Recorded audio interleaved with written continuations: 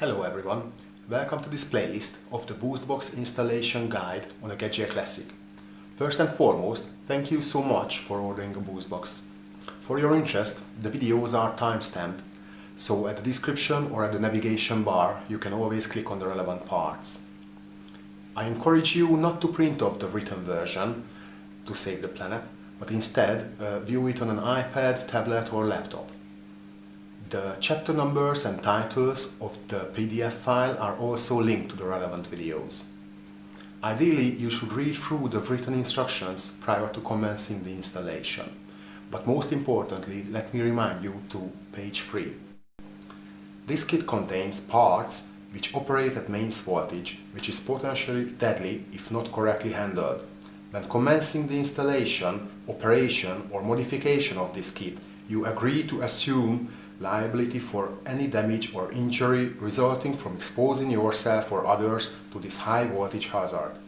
Please note, if you do not feel that you possess the skills, knowledge or common sense necessary to safely install and operate this electric kit, do not attempt the installation. Contact me to inquire about a return or for a recommendation of a qualified installer. Above all else, during the installation, never leave the kit in the presence of unattended children.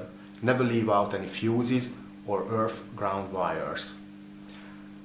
For pros, there is a simplified connection table at the end of the installation guide. If you stop through the installation, please email me at support@brew-better.com. As you can see, I have prepared everything what's needed for the installation. I have a GAGGIA Classic, it is from 2006, all the tools and bits required, and the Boostbox itself. Why don't we open the box and do a quick inventory, shall we? So,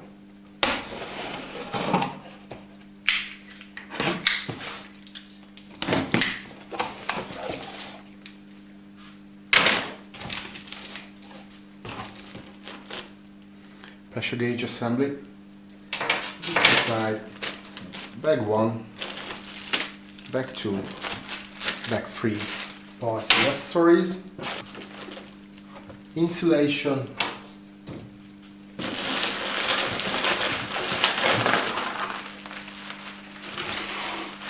and the Boostbox itself.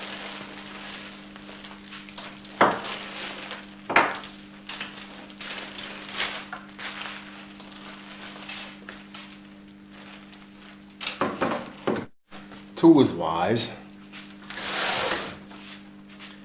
pliers, wrenches or spanners, 17, 14, 12 and 8 mm,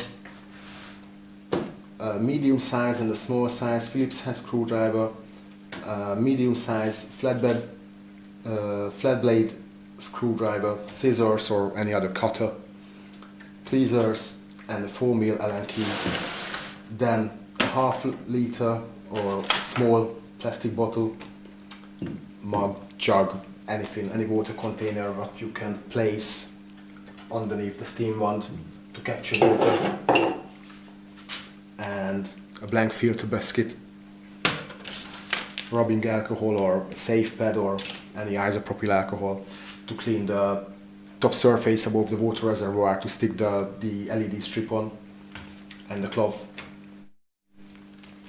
Please review the contents of your bags. There is a list in your instructions detailing all the components needed. You have 3 bags numbered 1, 2 and 3 for the 3 different stages of the installation. So make sure you have received everything what you should have. Stage 1, step 1, disassembly. Obviously we will need to get access to the internals of the machine. In order, we need to open it up.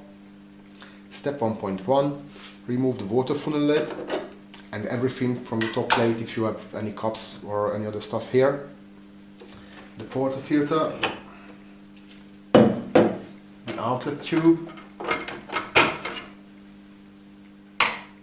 and the drip tray.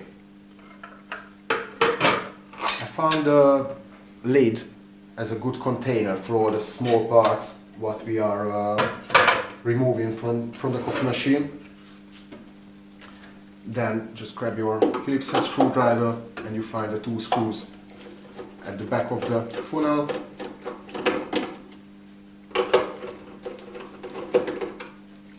Should come out fairly easy.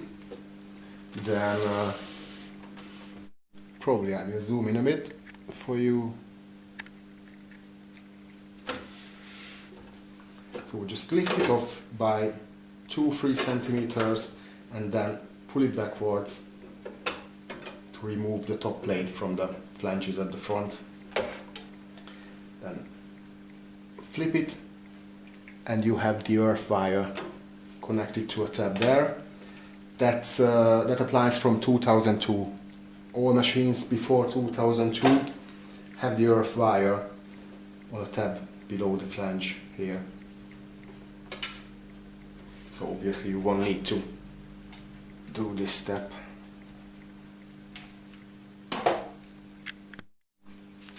Now gain access to the internals, but first we are going to take this top assembly apart. Keep those tiny screws. Let me